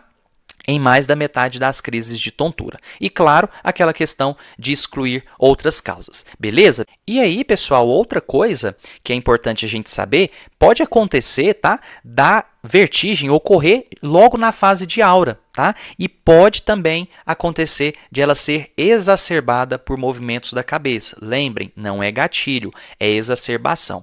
Uma curiosidade aqui é que geralmente esses pacientes com migrânia vestibular, eles são mais sensíveis, tá? Eles costumam ser mais propensos à cinetose, que é aquela tontura, aquele enjoo do movimento, aquela pessoa que entra no carro, começa quando não é ela que está dirigindo, né? Porque geralmente dirigindo a atenção é direcionada e não tem muito. Mas a pessoa que está ali como passageiro vai vendo as coisas passando ali, as árvores, as faixas, ela vai ficando com tontura, enjoo, tá? O paciente com migrânia vestibular, ele é mais propenso a isso, beleza? Como os diagnósticos diferenciais, a gente tem aí que descartar eventos vasculares do tronco encefálico, tá? Que a gente vai conversar, por exemplo, o AIT e a doença de Meniere. E o tratamento aqui é igual ao da enxaqueca clássica, tá? Inclusive, os critérios aí para utilizar a profilaxia para migrânia vestibular são os mesmos lá da enxaqueca sem ser vestibular, né? E também o tratamento abortivo para a crise também pode ser lançado mão, igualzinho a gente faz na outra enxaqueca que não é a vestibular. Beleza, pessoal? Então, muito bom. Vamos seguir aqui para a gente falar sobre a síndrome vasovagal, que é a causa mais comum de pré-síncope nas emergências, tá? Aqui também, se a gente fosse enquadrar ela naquela outra classificação, ela enquadraria como pré-síncope.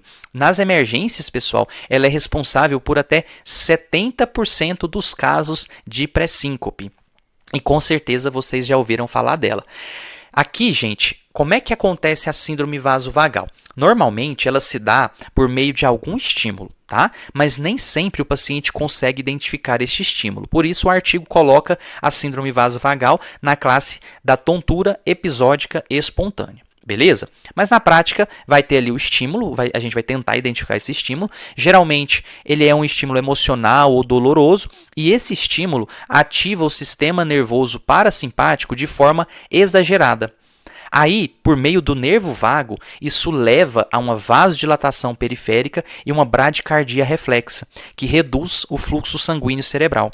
O resultado disso, logo, é uma queda abrupta da pressão arterial, do débito cardíaco, causando uma sensação de desmaio ou, em algumas situações, até uma síncope propriamente dita. Beleza, gente? Essa síndrome aqui, ela pode acontecer em qualquer idade, só que ela é mais comum em jovens, tá? Ela também costuma ser mais comum em pessoas com fenótipo magro e também em pessoas com componentes ansiosos, mas isso não é obrigatório, tá certo, pessoal? E aí, os principais fatores desencadeantes costumam ser situações ansiogênicas, como estresse, calor, dor, fome, ver sangue, fazer a coleta venosa, enfim, tem gente que pode ter vasovagal só de ver a agulha. Então, são fatores que a gente tem que estar de olho para questionar o paciente, tá? Mas como eu falei para vocês, o problema nem sempre é percebido pelo paciente. Muitas vezes ele não faz associação com o que levou ele a ter a vasovagal, tá? A gente precisa tentar investigar isso na anamnese, tentar identificar o que o paciente estava fazendo quando veio os sintomas, onde ele estava, como é que ele estava, enfim. Eu já tive situação, gente, de identificar que o gatilho era o fato de uma paciente estar ao sol descolorindo os pelos do braço, mas até então ela nunca tinha associado o que desencadeou os sintomas, tá? Então tem que investigar, pessoal. Aí, no pós-episódio, é muito comum também o paciente relatar rubor facial, às vezes confusão, e por vezes o paciente também pode ter bradicardia prolongada, tá? Principalmente pacientes idosos. Os sintomas vasovagais eles podem durar de 10 a 30 minutos e aí a recomendação é sempre deitar o paciente, tá? Com a barriga para cima, as pernas elevadas, então a gente vai pegar as pernas desse paciente e elevar para a gente facilitar a perfusão cerebral. Porque pensem comigo, nessa posição a gente facilita bem o retorno venoso. A gente ajuda a encher o coração de sangue com mais facilidade. Fez sentido? Então, pegou o vasovagal, deita o paciente, decúbito dorsal, eleva os membros inferiores, tá? Logo, logo o paciente vai melhorando. Beleza, gente? Tá, professor, como é que a gente faz o diagnóstico disso? Aqui, pessoal, o diagnóstico é clínico e de exclusão. Porque os exames geralmente vão ser normais, tá? Em alguns casos selecionados, quando a gente não consegue ter muita segurança do diagnóstico, por exemplo, a gente fica suspeitando de causas cardíacas, aí a gente pode lançar mão do teste de inclinação ortostática, o tilt test, mas não é obrigatório, tá? O que o tilt test faz? Ele coloca o paciente ali, geralmente na posição deitada numa maca, né? Ele vai ser preso nessa maca e gradativamente essa maca vai inclinando para a posição ortostática e às vezes em outras posições também. E durante todo esse momento, o paciente está sendo monitorado por um eletrocardiograma, tá? Aí, com isso, consegue observar o comportamento do sistema nervoso parasimpático do paciente e confirmar se o sintoma realmente se trata de uma síndrome vasovagal. Ou seja, ele vai gerar um estresse de o paciente passar ali alguns minutos em posição ortostática e ver se ele apresenta essa descarga vagal. Beleza, gente? Fez sentido? E para finalizar, o manejo principal aqui é educacional. Tá? O paciente precisa aprender a reconhecer os sinais de alarme. Quando ele vem ali a vasovagal, ele tem que deitar, se não tiver ninguém para ajudar ele, deitar rapidamente antes de vir ali aqueles sintomas mais fortes para evitar que ele tenha queda. Tá? Além disso, buscar manter sempre hidratado, tá? E, se possível, evitar as situações identificadas como desencadeantes. Tranquilo, gente? Agora, olha só, pessoal, pacientes com tontura episódica e espontânea, nós não podemos deixar passar causas cardíacas, tá? E vejam quais são as principais. Nós temos aqui as arritmias, tá? Bloqueios de ramo, bradiarritmia, taquiarritmias. Geralmente são mais comuns em idosos, mais comuns naqueles pacientes com histórico de cardiopatia ou aqueles que relatam palpitações, tá? Mas, gente, nós precisamos ficar de olho porque nem sempre o paciente vem com um crachá especificando o problema que tem. Então, às vezes ele nem sabe da situação cardiovascular, tá? Então, muita atenção. Outra possibilidade aqui, gente, é a estenose aórtica e a miocardiopatia hipertrófica. Elas costumam dar sintomas durante o esforço, tá? Geralmente tem dor precordial associada. Então, a dica daqui é, o paciente vai te falar que geralmente, aos esforços, ele sente a tontura ou a pré-síncope. Tá? E fica fácil a gente raciocinar isso, porque pensem comigo, na estenose aórtica, está estenosada a saída da aorta, certo? Logo, sai menos sangue. Então, quando esse paciente esforça e precisa de mais bombeamento de sangue, está estenosado, não vai sair tanto sangue, ele vai ter tontura aos esforços. E na miocardiopatia hipertrófica, pensa, a câmara cardíaca ela está com espaço reduzido por conta da hipertrofia, certo? Logo, o coração ele enche com menos sangue do que deveria encher. Então, quando ele esforça e o débito cardíaco precisa aumentar, ele não consegue ter essa resposta, falta sangue, o paciente tem tontura. Então, aqui a pista é perguntar se tem relação com os esforços, tá? Beleza, gente? Outra coisa que nós podemos fazer, que ajuda aqui, é a ausculta. A presença de sopro, né, ali na ausculta aórtica, pode sim mostrar pra gente que esse paciente pode ter uma estenose aórtica, tá? Mas aqui, gente, o diagnóstico para ser confirmado é por meio de ecocardiograma. Beleza, pessoal? Então, aqui, nas causas cardíacas, a gente vai precisar de exames para confirmar o diagnóstico. Então, no caso, o ecocardiograma, né, para a gente ver estenose e miocardiopatia hipertrófica. E também a gente pode solicitar eletro e em casos de maior suspeita, a gente pode lançar a mão inclusive do Holter nos casos de arritmias, beleza, pessoal? O Holter, ele é uma espécie aí de eletro de 24 horas, então, às vezes naqueles casos ali que a gente já tem uma maior suspeita, o paciente tem um pulso paradoxal, ou seja, tem uma batida do coração que não gera pulso, opa, pode ser alguma arritmia aqui. Vamos solicitar o Holter. Beleza, gente? E por fim, nós não podemos esquecer do infarto do miocárdio, tá? Que também pode causar síncope, especialmente aquele paciente que tem dor intensa, arritmia, baixo débito, mas é uma causa menos comum de tontura. Mas pode acontecer. Tranquilo, gente? E para fecharmos esse grupo, pessoal, vamos falar da famosa doença de Meniere, tá? Ela é uma patologia da orelha interna e ela é marcada por crises recorrentes de vertigem como principal sintoma. Aqui, pessoal, diferente da VPPB, a vertigem ela dura mais tempo, tá? E normalmente ela vem acompanhada de sintomas auditivos, como a hipoacusia, zumbidos e aquela sensação de ouvido cheio, que é a plenitude aural. Tá? É uma doença geralmente unilateral e ela é mais comum em mulheres de 30 a 60 anos. Tá? A causa dela ela é tida como multifatorial, mas pode estar aí relacionada a distúrbios metabólicos, dislipidemia, tireoidopatias, autoimunidade, infecção viral, enfim, é um conjunto de fatores que leva a uma disfunção no equilíbrio do líquido endolinfático ali dentro da orelha. Tá? Aí, gente, na doença de Meniere, o que acontece? Tem um acúmulo de endolinfa, lembra que a endolinfa é o líquidozinho que fica ali dentro dos canais semicirculares, dentro do labirinto? Então, há um aumento dessa endolinfa ali dentro, tá? Depois, qualquer coisa, vocês voltem para vocês revisitarem ali o labirinto da orelha. Justamente aí vai aumentar esse líquidozinho e com o aumento do líquido, aumenta-se a pressão dentro do sistema vestibular e coclear, o que leva a uma disfunção naquelas células sensoriais.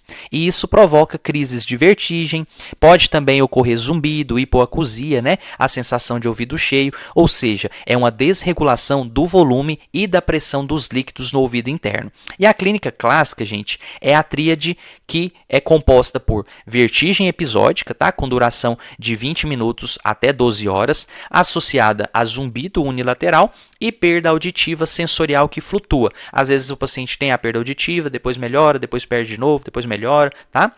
Mas aí, cuidado, gente, apenas 1/4 dos pacientes apresenta os 3 sintomas logo na primeira crise. Então, mantenham ali a percepção do diagnóstico, mesmo que nem tudo esteja presente aqui, tá? Lembrando que, diferente da VPPB, aqui na doença de Meniere, ela não é provocada, tá? Ela é espontânea. Beleza, gente? A confirmação de Meniere, ela pode ser feita aí com testes, tá? Um pouco mais específicos, como eletrococleografia, audiometria e testes vestibulares, tá? Mas muitas vezes a história clínica já vai ser suficiente para a gente suspeitar e iniciar o manejo. Beleza, gente?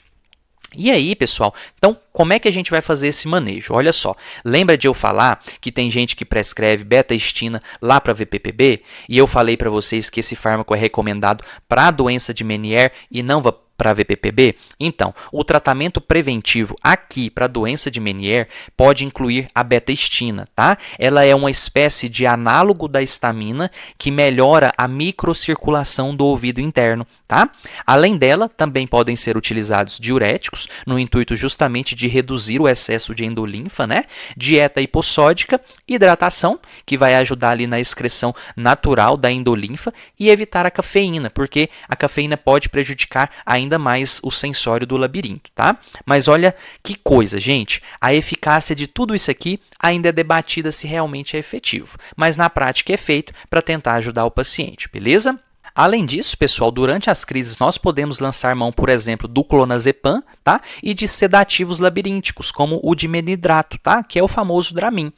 E por fim, nos casos refratários, pode ser considerado inclusive cirurgia ou injeção de medicamentos na orelha interna, tá? O prognóstico, geralmente, as crises costumam ser intensas, incapacitantes, mas com o tempo é que a frequência diminua. Beleza. E aí, na prática, suspeitou de Meniere, ajuda o paciente na crise, ajuda o paciente aí com os medicamentos para prevenção, tá?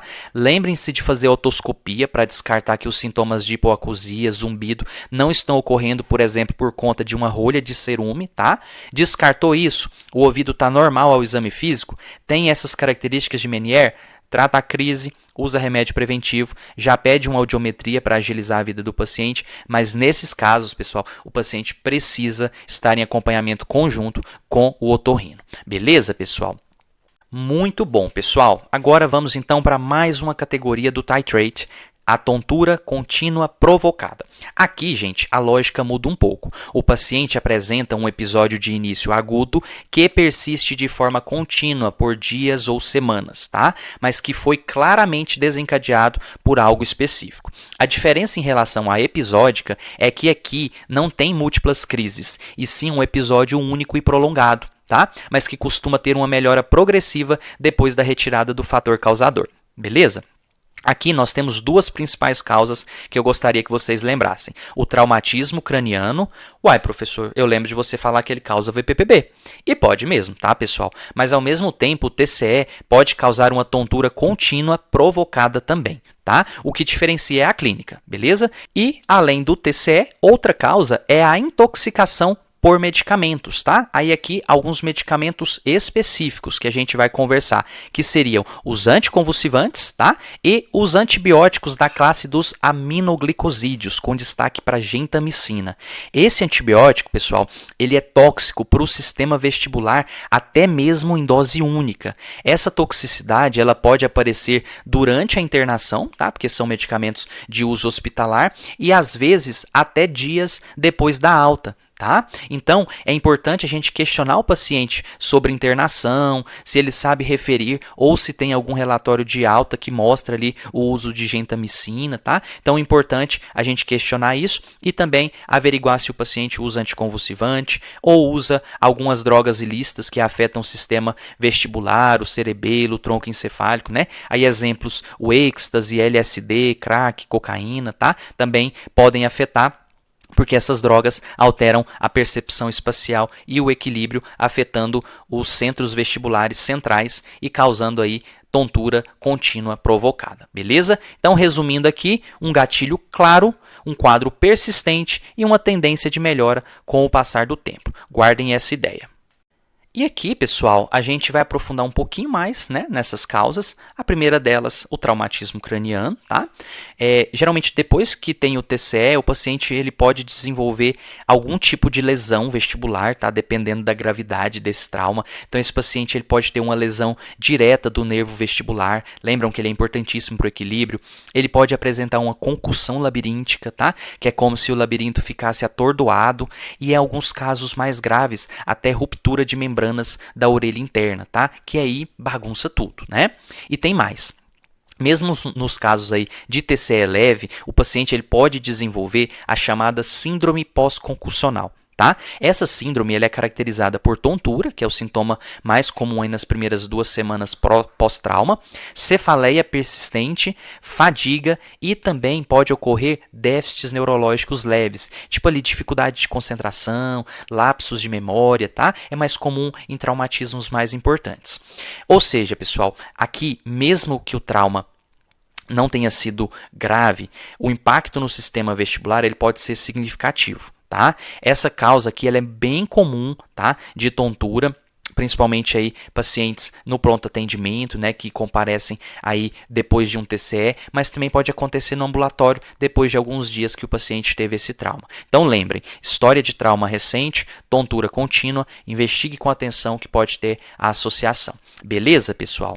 Maravilha, pessoal! Agora a gente chegou ao último dos 4 grandes grupos da classificação Titrate, a tontura contínua espontânea. Aqui, pessoal, é aquele tipo de tontura que não vai embora, tá? Ela é contínua e o paciente tem algum fator que desencadeou a tontura, tá? Então, um ponto importante é a gente distinguir gatilho de exacerbação. Por quê? Aqui pode ocorrer exacerbação, ou seja, o paciente ele tem a tontura, mesmo em repouso, mas às vezes o movimento da cabeça pode exacerbar. Mas o movimento não é o gatilho, e sim um fator de exacerbação. Beleza, pessoal? Normalmente aqui, a tontura ela costuma estar associada a outros sinais e sintomas como náuseas, vômitos, o paciente pode ter instabilidade da marcha, tá? Ele pode ter nistagmo, lembra da batidinha do olho? De forma espontânea, sem precisar provocar, pode acontecer de ter, tá? E o paciente costuma ter justamente intolerância aos movimentos da cabeça, ele tem essa exacerbação geralmente com o movimento, tá? E as causas mais comuns, aqui eu quero que vocês gravem 2. A neurite vestibular, tá? Que às vezes ela é incorretamente chamada de labirintite e eu já vou explicar para vocês do porquê disso. E nós temos que também descartar o AVC isquêmico, tá? Especialmente aí o que causa tontura é quando afeta o tronco encefálico, cerebelo ou estruturas da orelha interna, porque lembram que são essas aqui que fazem a parte do equilíbrio. Beleza, gente? E aí, falando da neurite vestibular, né? O que é a neurite vestibular? A neurite vestibular é uma inflamação do nervo vestibular. E essa inflamação, pessoal, ela ocorre geralmente pós-viral. Tá? Então, normalmente pode ser uma condição do próprio sistema imune do organismo que faz ali uma perturbação, né, do nervo vestibular após ter tido um contato com o vírus. Tá? Normalmente aqui não vai ter comprometimento auditivo, porque a parte do nervo vestíbulo coclear que está sendo afetado é a parte vestibular, é a parte relacionada com o equilíbrio. Tá? Ela é considerada uma vestibulopatia periférica, tá, que gera vertigem aguda. Beleza, pessoal? Normalmente é um episódio único, tá? ela não é recorrente, mas ela é contínua, que ocorre especialmente em adultos jovens e também em pacientes de meia idade, tá? E como é que a gente vai pensar nela? A clínica. Pessoal, normalmente ela tem um início abrupto, tá? Muitas vezes o paciente não vai associar que foi pós-viral, você vai ter que perguntar, tá? É uma evolução lenta, então o paciente passa alguns dias ali com os sintomas de tontura e tem uma melhora progressiva graças a uma compensação vestibular central, tá? Ou seja, o problema é uma vestibulopatia periférica, né? O nosso organismo ele é muito inteligente, porque lembram que a gente tem 3 vias principais de equilíbrio, então as vias centrais elas vão tentando compensar essa questão da tontura causada pela vestibulopatia periférica, tá?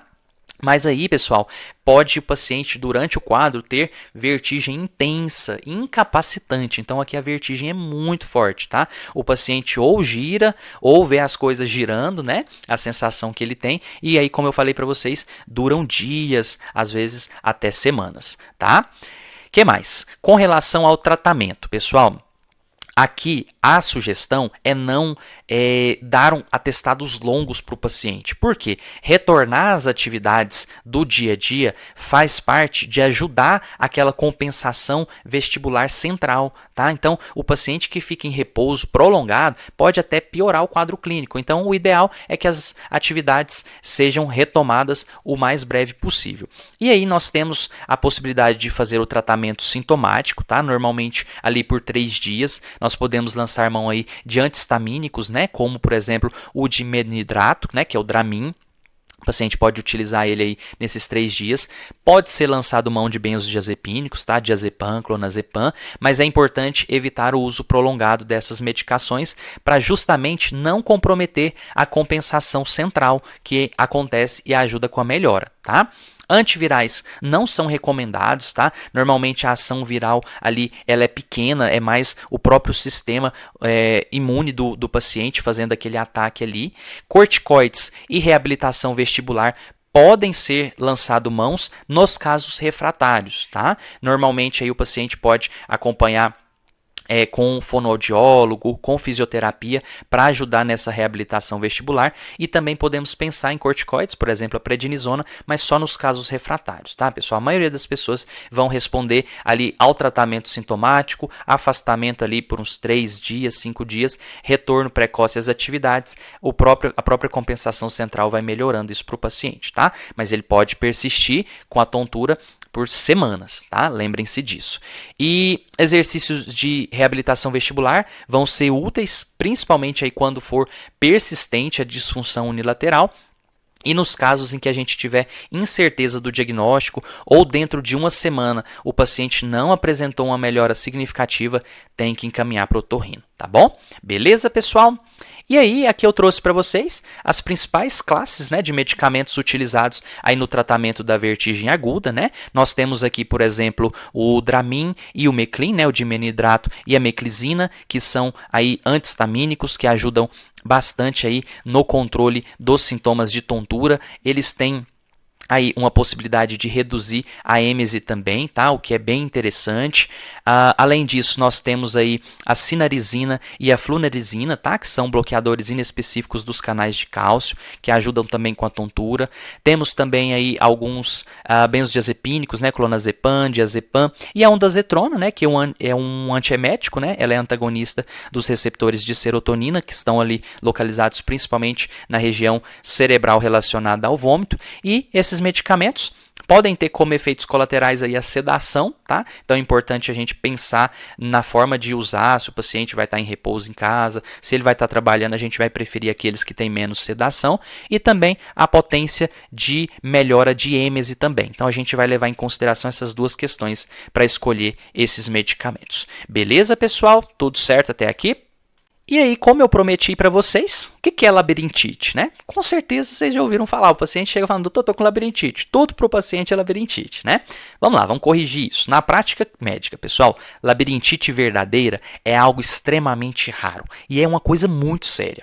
A labirintite de verdade é uma inflamação, tá? Geralmente uma infecção do labirinto, tá? Que é a parte da orelha interna responsável pelo equilíbrio e pela audição. Por isso, além da vertigem, na maioria das vezes vezes o paciente ele vai ter zumbido e perda auditiva, tá?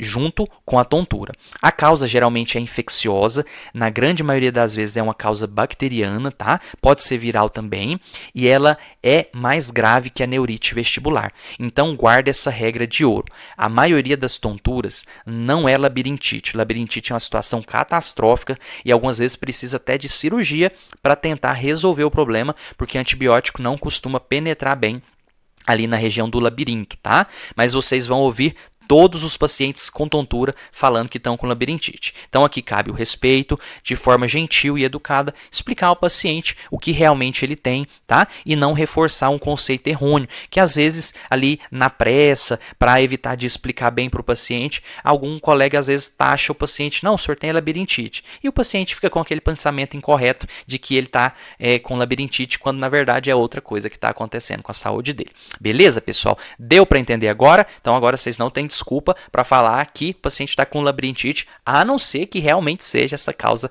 catastrófica que necessariamente precisa estar com otorrino e algumas vezes, infelizmente, precisa até de internação. Beleza, pessoal? Muito bom. E agora eu queria fechar com vocês, pessoal, que uma das causas de tontura é o AVC. Tá? Principalmente aí de fossa posterior, que vai acometer ali ou o cerebelo, tronco encefálico, orelha interna, tá?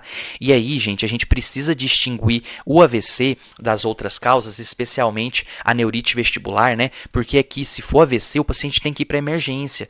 Tempo é cérebro, lembra disso? E aí, para a gente diferenciar, pessoal, nós vamos lançar mão de um exame físico que leva o nome de HINTS. Tá? HINTS é um acrônimo para um conjunto de 3 testes clínicos que são fáceis de executar, eu já vou mostrar para vocês, e quando bem aplicados, esses testes eles são mais sensíveis do que a própria ressonância magnética, tá? Ali dentro das primeiras 48 horas de sintomas. Então vejam quanto esse teste é importante, tá? E aí, vocês acham que vocês precisam saber executar esse teste? Lógico, né? Precisa, gente, tá? Então vamos lá, o que significa cada um deles? O H vem de Head Impulse, tá? Ou seja, teste do impulso cefálico. O N vem de nistagmus, tá? Avaliação do nistagmo. E o T vem de Test of Skill, é o teste de skill, que eu já vou mostrar para vocês, tá? Vamos entender cada um desses componentes. Olha só.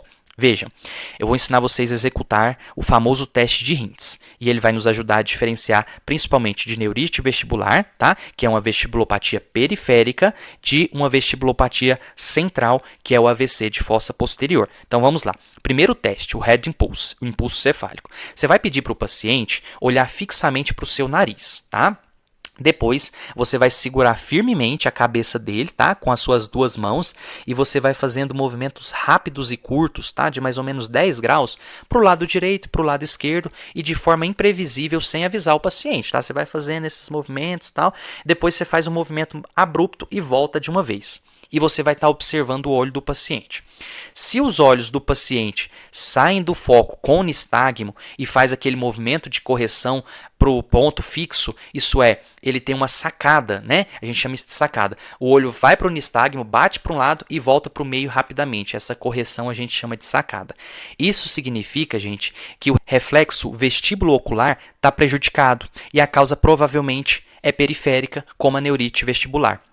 Mas, se não tiver a sacada, os olhos continuam fixos, mesmo você fazendo esse movimento, aí, gente, acende o sinal de alerta, porque isso pode ser lesão central, como o AVC, tá? Então, o normal é o paciente ter a sacada, tá? É o olho ir e voltar, beleza? Quando você faz esse movimento abrupto da cabeça. Beleza, pessoal? No paciente com tontura, esse teste, se ele dá normal, ou seja, se o olho fica fixo, mesmo com o movimento abrupto, a gente pensa numa lesão central. Tá? Segundo teste, pessoal, o teste de nistagmo. Aqui, você vai pedir para o paciente ficar olhando para frente, tá? E você vai colocar o dedo ali a uma distância de mais ou menos uns 30 centímetros do rosto dele, né? No campo visual do paciente. E você vai pedir para ele acompanhar o movimento do seu dedo, tá? E aí seu dedo vai sair do rumo do nariz do paciente, a uns 30 centímetros de distância do nariz do paciente, e vai se movimentar para o lado direito, para o lado esquerdo, e o paciente vai acompanhar o movimento do seu dedo com os olhos, sem movimentar a cabeça, tá? E aí você vai estar observando para o olho do paciente, tá? Se aparecer nistagmo, a gente tem que observar se esse nistagmo é horizontal, tá? Sempre para o mesmo lado, ou se esse nistagmo ele é vertical ou rotatório, tá? Se o nistagmo for horizontal sempre para o mesmo lado, isso é compatível com lesão periférica, com vestibulopatia periférica. Então, nós estamos pensando em neurite vestibular. Tá?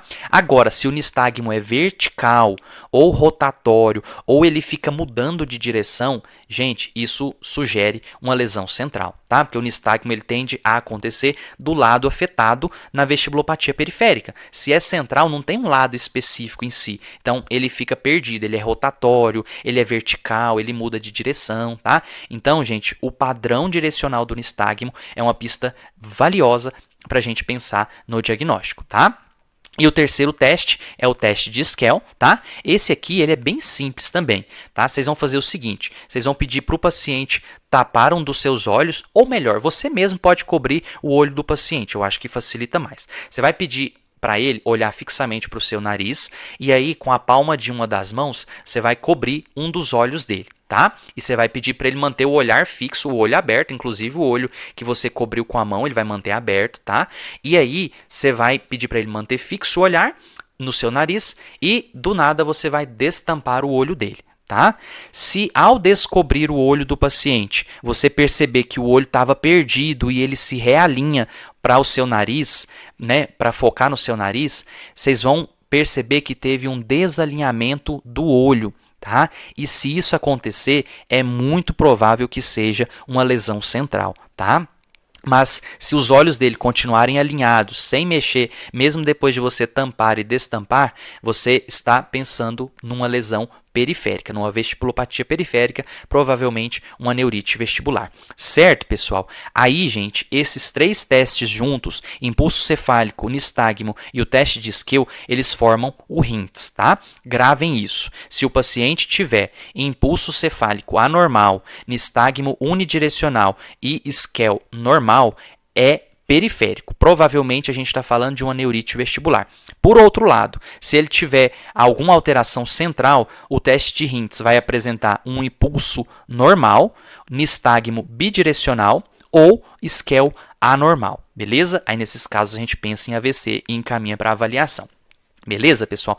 Coloquem aqui no YouTube teste de RINTS, que vocês vão ver ele sendo executado. Eu acho que vai facilitar um pouco mais, tá? Mas eu quis explicar aqui para vocês também, para fazer sentido. Beleza, gente? Simples, rápido e muito eficaz. Perfeito, pessoal. Agora então chegou aquela hora da gente amarrar tudo que a gente aprendeu até aqui.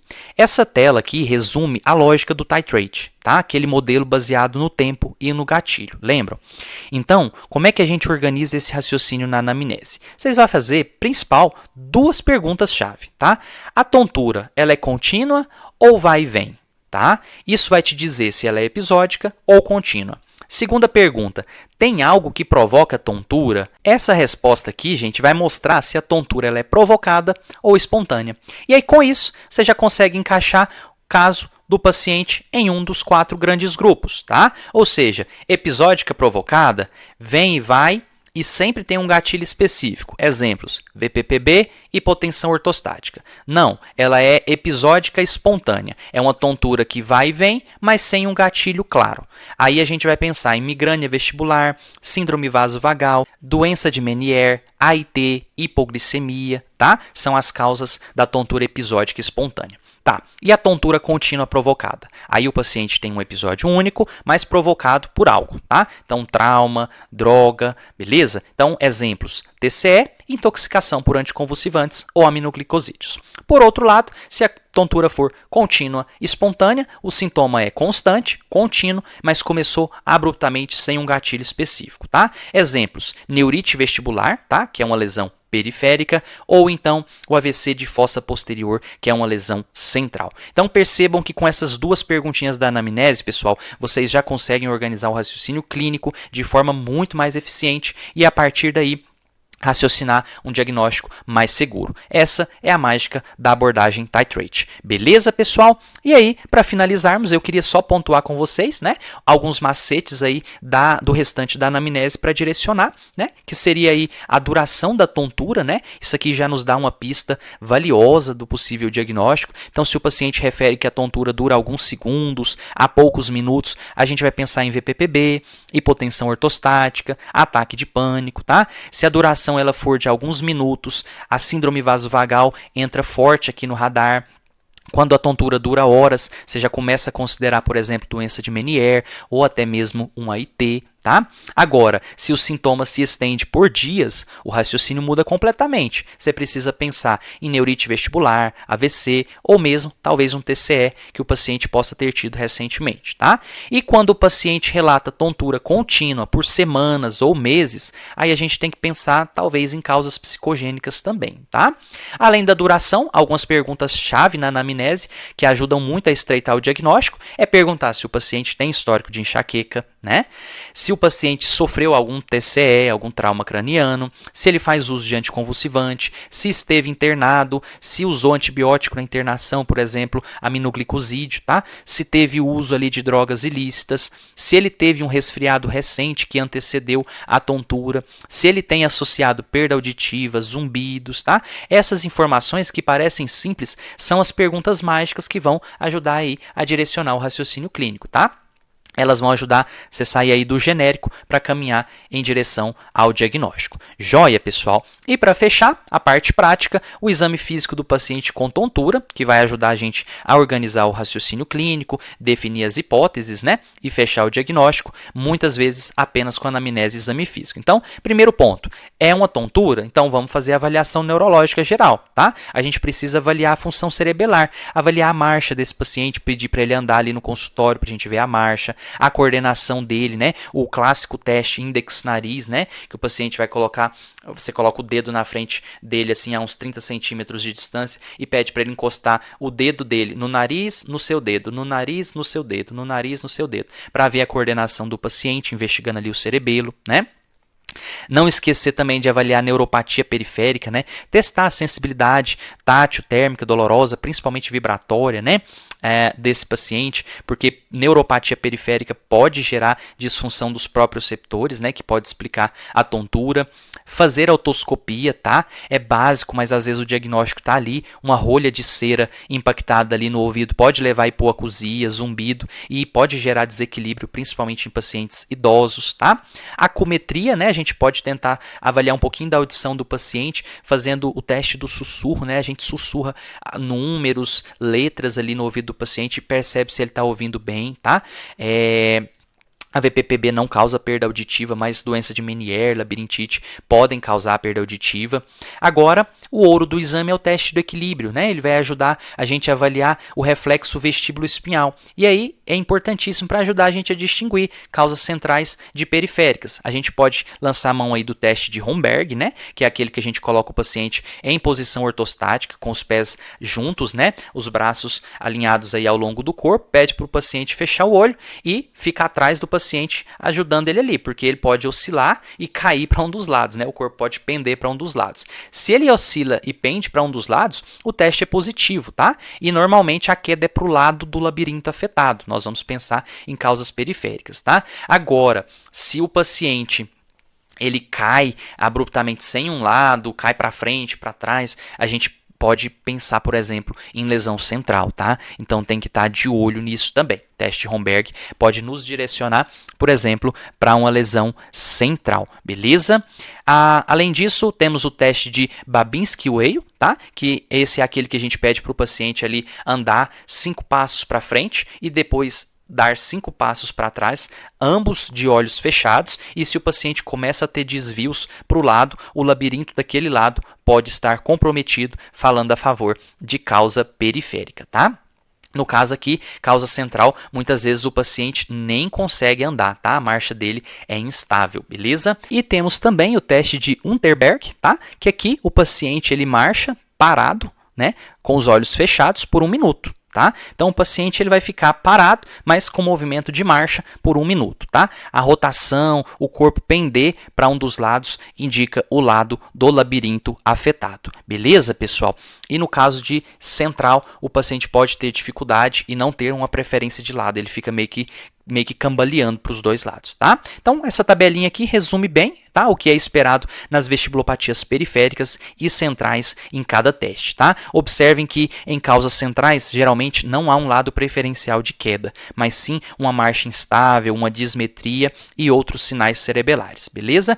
Por fim, não esqueçamos aí da manobra de Dix-Hallpike para investigar a VPPB, que a gente já conversou, e o exame de Hintz para diferenciar neurite vestibular de AVC. Tranquilo, pessoal? Para finalizar, eu pergunto a vocês se precisa de algum exame complementar para casos de tontura. Olha só, o artigo do Titrate mostra para a gente que a maioria dos diagnósticos ela é feita pela anamnese e pelo exame físico, tá? Mas que infelizmente ainda é muito explorado os exames complementares de forma desnecessária, porque olha só, exames de imagem eles têm uma baixa efetividade diagnóstica, principalmente se a solicitação não for bem feita. Tá? O que faz sentido a gente solicitar então? Olha só, quando a gente suspeita de perda auditiva, especialmente ali hipoacusia, zumbido, plenitude auricular, a gente solicita uma audiometria tonal e vocal, tá?